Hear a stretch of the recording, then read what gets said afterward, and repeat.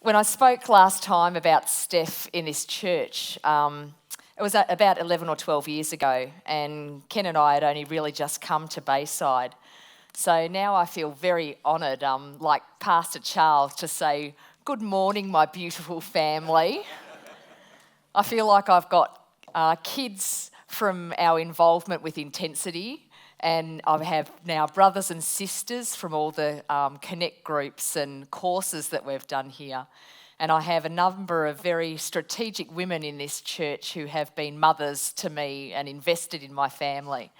So I guess I just want to begin by saying how very blessed the Bergen family feels to be planted here, to have this as our church. Our story really began well before Steph was conceived. Ken and I had always wanted a tribe of children, but it was not to be. We waited 8 years for Matt, which was why he was named Matthew, which means gift from God. And we knew that Matthew was a gift, and we knew he was an answer to prayer. But probably it took us in our walk with Steph, where we were so completely broken and helpless, to really gain an understanding of a God who intervenes directly into your life through prayer. A God who performs miracles. And I would really like to share this walk with you today. So when I was first pregnant with Steph, I had a huge bleed at the 5 to 6 week mark. And with my history, we believed that we'd lost another child. I went and had an ultrasound, and there was no heartbeat and no sac. There was nothing there. And it was the same ultrasonographer who had done all my scans, for the years. So Ken and I were pretty shattered. We were pretty sad again. Coincidentally, that night, I had a meeting, and one of the people who attended that meeting was the Reverend Lawrence Turnbull, who runs the healing ministry out of St Paul's Cathedral. And I was hurting, and I was actually pretty aggressive in that meeting. And halfway through, he actually stopped the meeting, and he just started really lovingly questioning me. And it resulted in him praying for me and pulling out oil from his pocket and anointing me. And it was actually quite left field for probably everybody in that meeting except him. But it meant for me that my beautiful girl was covered in prayer from before we even knew she was there. That Saturday night, my sister, who is a missionary in China, was woken up and asked to pray for Nolene's baby. And she thought it was, Nolene's baby's gone, Lord, but being a woman of incredible faith, she prayed. And she went back to sleep. And then she was woken again, and she was told to pray for Nolene's baby, specifically for her brain and her spine. And she was given a vision of a blonde-haired, blue-eyed little girl, 11 months old, in Ken's arms. And she wrote it down for us. God really prepared the ground for us in 2 people who had received words from God. And it was not something that Ken and I were familiar with at the time. We hadn't, experienced words. We didn't really know even what that meant. I was hurting, I was skeptical, I was angry. And Roz gave me this word, and I thought both of these people were a little bit odd, and I didn't really believe it. And I actually said to Roz, well, I hope this makes you feel better, because it actually doesn't make me feel better. But being the amazing woman that she is, she just absorbed it. Christmas Day, I started vomiting. A few weeks later, still vomiting, I had another ultrasound, and there Steph was. This little heartbeat. Same ultrasonographer, and she's one of the best in her field, and I know because it's my field, and we just couldn't explain it. And we both sat in this ultrasound room hugging and crying, and with a tiny little heartbeat. Steph was born on 15th of August, a beautiful, perfect little girl. As Roz, my sister, held her, She said, I prayed this week and I asked God why he gave me a picture of an 11-month-old. Why not just a little baby in a pink bunny rug? And I asked him, and she said, I asked him if she was going to have a rough year. And I'm listening now, and I said, what did he say? And she said, oh no, got nothing. Just like that. No, got nothing. 2 days later, I was in an ambulance being rushed to Monash Hospital with Steph. Her lungs had collapsed. She was lifeless and listless. She was so ill they could not find a vein to put a cannula in to get fluids into her. So they called paediatricians, an anaesthetist to put in a line, but they just couldn't find anything. They tried in her arms and her wrists, then in her hands, then in her legs, then in her feet, and then directly into her head, all without success. In the end, they said, we need to stop. She's getting so stressed, they were scared that she was going to die. So I was even told at that time that I'd given birth to the only baby without veins.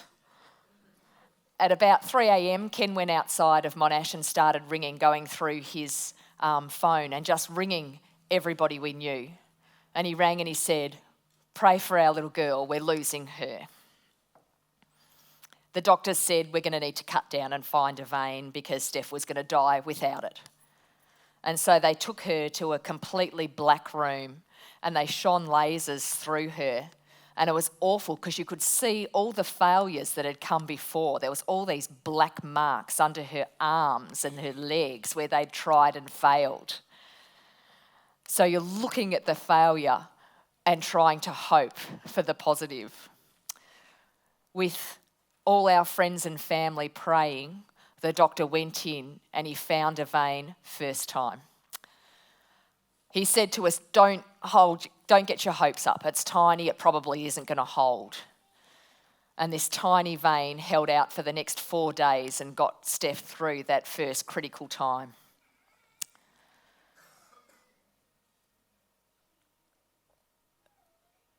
Steph was diagnosed with pertussis or whooping cough that she'd caught at 1 week old before we were able to immunise her. They suspected very early on that she had a very rare complication called pertussis encephalopathy, which affected her brain. She was sent off for scans among other tests, but at that time, Ken and I were just so concerned at keeping her alive that we actually didn't think anything more of it. She lost her ability to suck, and they popped a tube down her nose to feed her. The Bible tells us to cry out to the Lord and the Holy Spirit will intercede for us. I actually believe that Steph was kept alive, particularly over those first 4 days, by the prayers of our friends and family. It was like you could almost see this battle going on. And I actually was unable to pray at that time. I couldn't articulate a prayer, and our family and our friends stood in the gap for us. I remember one night standing over Steph with the ICU staff around us, and she would just gasp and cough and cough and cough, unable to draw back in breath until she turned blue. And the staff would stand there with these tiny little resuscitation paddles just waiting for her heart to stop so they could restart her.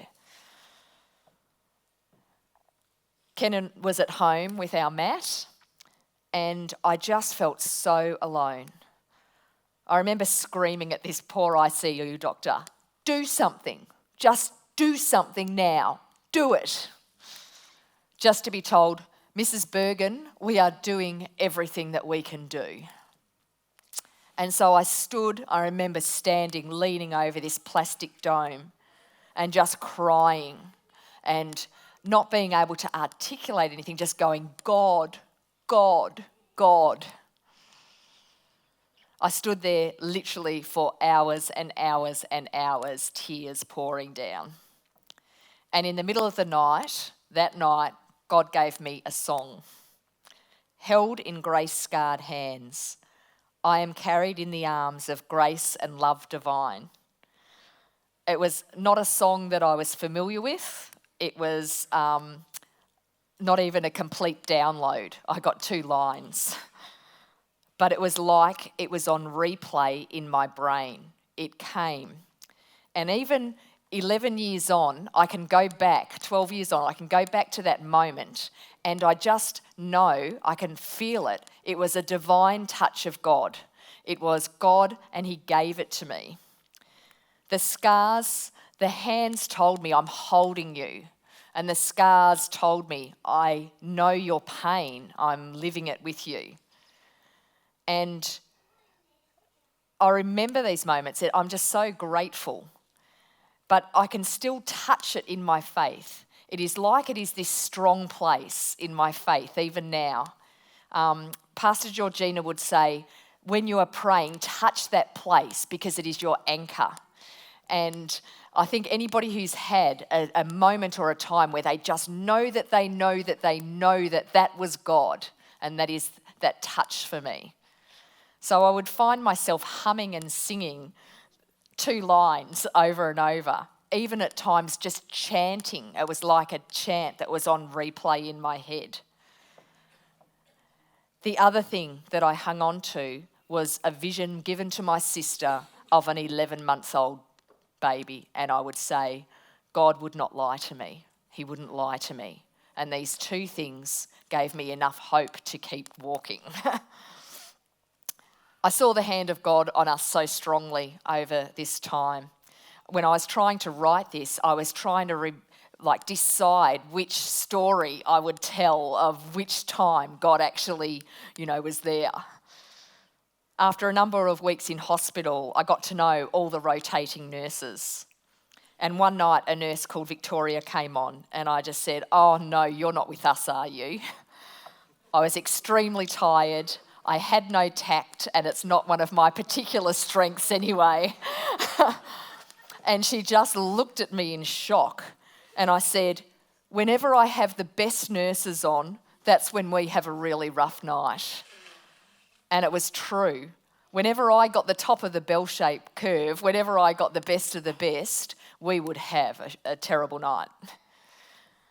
And it was that night at about 7:30, Steph started to go downhill. We were in this isolated room because we were infectious, so they put us in the far room in the far corner of the ward because they didn't want the whole hospital catching whooping cough. Steph was really starting to struggle, and you could see she was going downhill quickly. A man walked past the door and Victoria said, "Go grab him, grab him." So I went running down the hall and literally accosted this man and said, "Excuse me, my baby is really struggling and Victoria asked me to get you." And I took him back to the ward. For the next 2 to 3 hours, Victoria and this man spent over Steph while she was doing her little blue routine. I found out later that the man that I had accosted in the hall was the head of respiratory medicine for the whole of the Monash network. He just happened to be walking through past the furthest door in this ward exactly at the time that we needed him. God provided. Amen. I was exhausted. I couldn't get more than 2 hours sleep for weeks and weeks and weeks. I think I deserve a very good Mother's Day present. Steph would cough and vomit, and even with the feeding tube at 8 weeks old, she was still well under her birth weight. And it was a constant battle to try and get food and fluid into her. And it became apparent again that we were losing. The paediatrician asked me then to feed her every 2 hours, day and night. It would take me 40 minutes to feed her, and it meant that I was unable to get more than 40 minutes straight sleep. After a week, I thought I was going to die. After 2 weeks, I thought, this just can't get any worse. I was tired. I felt sick all the time. And then I finally just collapsed. I felt like I just can't go on. And I called out to God. I said, I actually can't do this anymore. I'm done. I can't do now. I can't do tomorrow. I can't do the future. I actually just cannot do this anymore. I have nothing left. And God, again, in his grace, gave me a word. And the words were no more out of my mouth than the phone rang, and I got a call from one of my friends from work. And she said, "Oh, Noelene, I've got a Bible reading for you." What? 2 Corinthians 12:9. And God told me very clearly, "My grace is enough for you." He said, "My strength and power is made perfect in your weakness." And then I said, "Okay, all right, it's yours. You do it." And God gave me just enough strength to get through the next feed. And then just enough strength to get through the next feed. And then just enough strength to get through the feed after that. And so Steph and I went on. Stephanie finally came home along with her feeding tube and 2 hourly feeds. And it was at that time that we found out that Steph had brain damage. We watched the health centre sister perform all her tests, and it was the test that we had seen everybody do in the hospital over and over. And we just knew something was wrong. This lady did them time and time and time again. She disappeared and came back with a letter, and she said, "Oh, you need to see your paediatrician tomorrow." Thank you, gave me the letter, and I went home. And like all good health professionals, I ripped it open and read it. And then I screwed it up, and then I made Ken read it, and then I screwed it up again. And we ended up going to the paediatrician the next day without the letter because it was in no state to be taken. And I said to him, "Our health centre nurse says that Stephanie can't see or hear, and now you tell me that she is wrong." And he said nothing to me. He just took Steph out of my hands, and he took her to the trolley, and he did all the tests that everybody had been doing over and over. And he handed her back to me, and he said, "I think your health centre nurse is spot on." And we were told that Stephanie would never see or hear or walk or talk. It was like a physical body blow. In our deepest nightmare, God in his grace gave Ken and I another word. We had no minister or pastor at that time, so we went back to Lawrence Turnbull. I literally just cold called him and said, "Hi, this is what we've been told. We have nobody to talk to, and we're desperate. Would you be able to see us?" And he prayed for us, and he said that God didn't give him words like, audible voices. He said, "God speaks to me through my Bible study each day." And so he photocopied his Bible study for that day, and he gave it to us. And he said, "God's given me a word for Stephanie." And in it, it told us that God was going to heal our little girl. Don't you think that God will surely give justice to his people who plead with him day and night? Yes, he will answer them quickly. Wait for the Lord to handle the matter. Rest in the Lord, wait patiently for him to act. Don't be envious of evil men who prosper. You will not need to fight. Take your places, stand quietly and see the incredible rescue operation God will perform for you. Let us not get tired of doing what is right, for after a while we will reap a harvest of blessing if we don't get discouraged and give up. Be patient like a farmer who waits until the autumn for his precious harvest to ripen. My beautiful, precious harvest. Thanks, sweet pea. God gave us a word to hold on to, and we continue to hold on tight. People have commented to me over the years that, "Oh, you must have had amazing faith to hold on to that." And I just say, to grab the word and believe. And I just said, nah. We had desperation, and that was our hope. 2 families that showed us what amazing faith were my brother's family and Ken's uncle's family.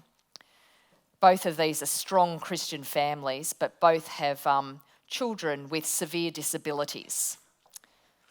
both of these families, both of these men, within the first days of when Ken and I were told, when we got the word from Lawrence, were both in our home. They prayed for us. They prayed for Steph. They encouraged us. Pete read this word and he said, God's going to heal her. Hang on to this.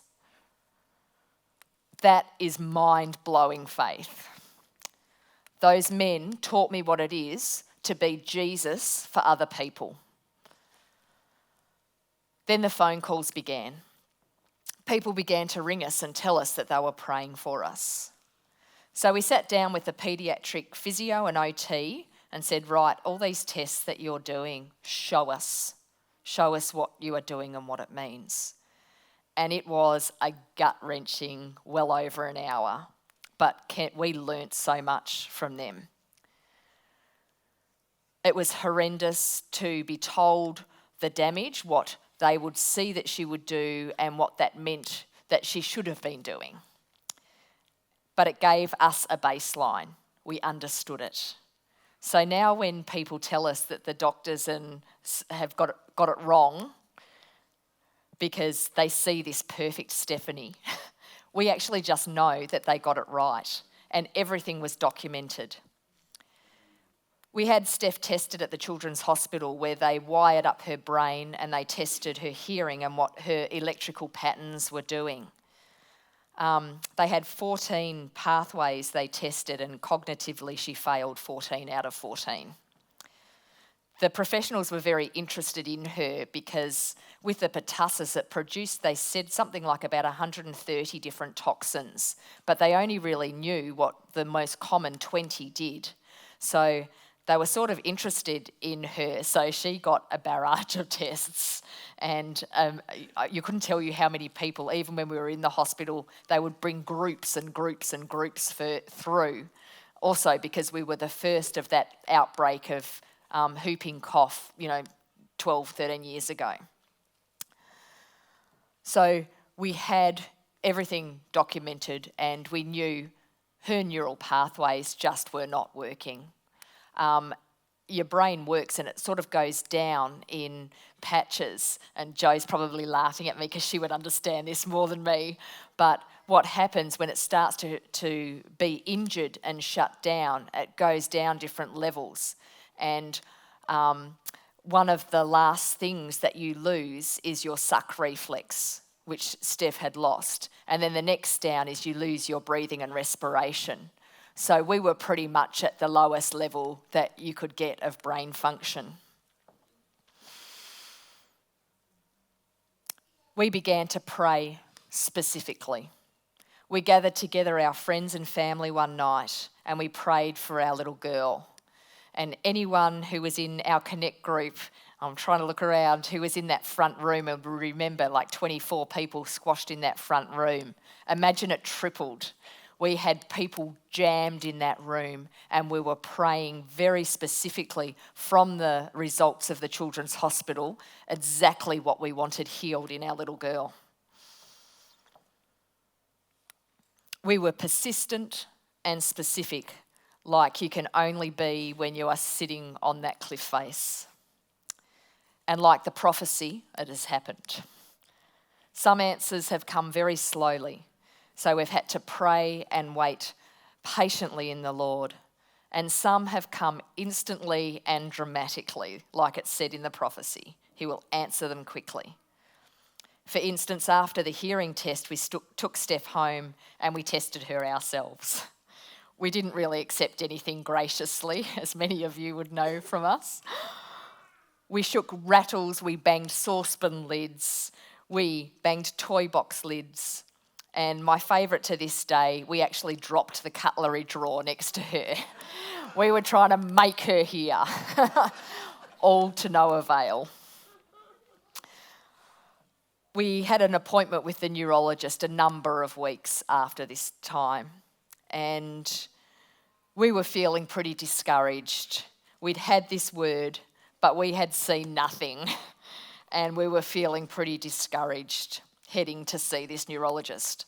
And Ken and I had Steph between us, and we just sat and we prayed. And I just said, please, God, give us some encouragement. Just let us know that you haven't forgotten this family. We feel abandoned. Let us know that you are there and that you haven't forgotten us. A few moments later, Ken picked up a rattle and shook it, and Steph gave a start reflex. And we went, no. And he did it again. For the next hour, we gave Steph fright after fright after fright. And we literally ran round our home crying and hugging each other and then giving her another fright. And God had given us back our girl's hearing. The next morning, we sat her between us and neither of us would test her. We're going, you do it. No, I'm not doing it. You do it. No, I'm not doing it. But God in his grace, he is not going to give you something and then take it away. Our little girl could hear. And we've seen, it was a dramatic, instantaneous healing. And we've seen a number of them in her. Her sight came back in a very similar way. Always directly after prayer. Our other healings were slow and gradual. Her left arm was like fixed and stuck and her head was turned. She had complete left side weakness. And it was actually one of the things that concerned them in the hospital first. They thought that she might have actually had a stroke. So we had to work very, very hard on that. We would be praying and pushing, particularly after the hearing came back. We're like, God, just heal it. Heal the arm now. Now this one. But he just didn't do it in that way. He just did it in just different ways. In this one, he just took his time and there was no continuity or no formula for it. But in every single case, prayer was the base. I mentioned that the phone calls began to come in early on in our walk from Christians in our area that told us that we're praying. We got a call from a group called Prayer Force that were a prayer group in our area that came from all different denominations. And they just rang us and said, hi, just to let you know, we're all praying for Stephanie. Then we started getting calls from other prayer groups in Melbourne. A group of retirees on Ken's postie round pulled him in. They apparently met on Wednesday mornings, and one morning on a Wednesday, they're like, Ken, come in. And there was like 25 people sitting around this lounge room, and they said, just wanted to introduce you. We're praying for your little girl. We heard from the eastern, western, northern and inner suburbs of Melbourne. Then from country Victoria, from New South Wales, from Queensland. Our churches are praying for you. I had calls and notes from Western Australia, from New Zealand, from England, from Kyrgyzstan in Russia. Remember, this is the time before Facebook or Instagram. These are people ringing and sending letters and cards and notes. They were all telling me that their churches were praying for Stephanie and us, all praying for our little girl.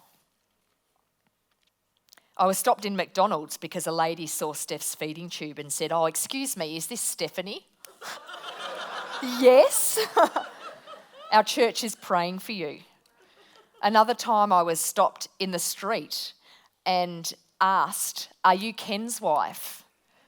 It was Inez from this church, and she said that Ken was her postie, and she introduced me to her 3 children, and she told me that they'd been praying for Stephanie every night. So you wonder how this family ended up at Bayside Church? Bayside people prayed for us before we walked in this door. They prayed for us before they even knew who we were.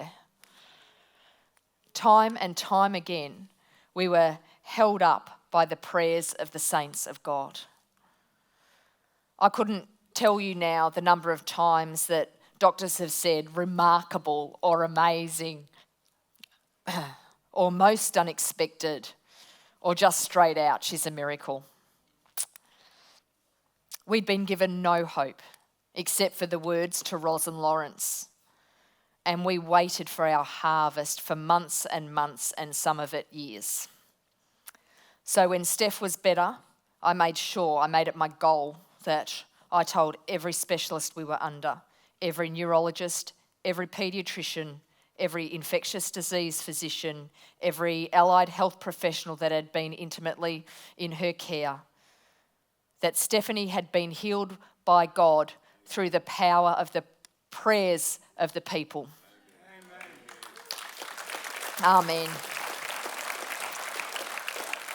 Some of them took time to listen to the story, and some of them just thought that I was a loony, and they didn't. But we know that it's people like you that prayed and changed the whole future of my child, but also my whole family. Stephanie has proven to me that God's power is released through prayer. The walk completely changed our approach, our belief system, and our belief system in prayer. So I want to encourage you, pray. Pray as you would want to be prayed for. Pray like you are the person, like you are standing in their shoes, like the cliff edge is yours and you are standing. Pray to a God who is able. Pray to a Father who performs miracles and who is able to do more than you can hope or even imagine. Thank you. And it's all of a sudden my half an hour prayer time in the morning has become half an hour of reading the news or something, checking emails or stuff like that. I'm thinking to myself, Or other areas of our life, what does it take to stop me being committed to church? Or what does it take to stop me from serving on a roster? Or what does it take to stop me from maybe not being as bold about my faith at work? And okay, stop there. But it's challenging because I want to be like Daniel. He's a champion. He's a hero. And so all these guys that were conspiring against Daniel, they get the cops and everybody else around there, and Daniel's arrested because he's broken the decree, and they're going to throw him in the lion's den to be executed by the lions. And the king is so upset because, as I said, he's the king's favorite. And yet the king can't go back on the decree that he's made.